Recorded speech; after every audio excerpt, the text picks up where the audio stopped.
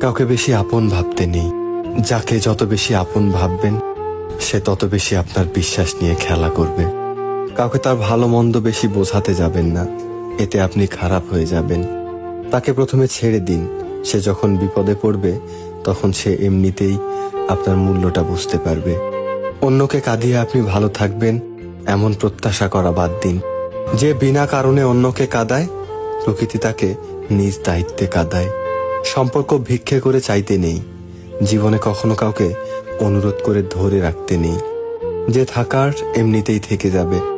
ভিক্ষা করে কখনো কোনোদিন ভালোবাসা হয় না, ভিক্ষা করে কখনো কোনো সম্পর্ক ধরে রাখা যায় না, সত্যিই রাখা যায় না। রবি ঠাকুর বলেছিলেন, ঘরের মধ্যে তুমি যত ইচ্ছে কাঁদো, কিন্তু দরজা সব সময় হাসি মুখে খুলবে। কারণ যদি কেউ দেখে নেয় যে তুমি ভেঙে পড়েছ, তবে সে তোমায় আরো ভেঙে দিয়ে যাবে। আমি সম্পর্ক নামক এই ব্যাপারটাকে ভীষণ ভয় পাই।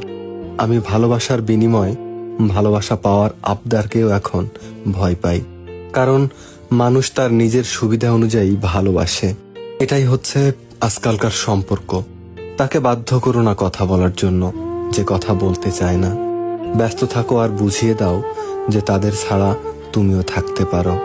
মানুষের সময় যখন খারাপ যায় তখন অনেক কিছু শুনেও সহ্য করে নিতে হয়।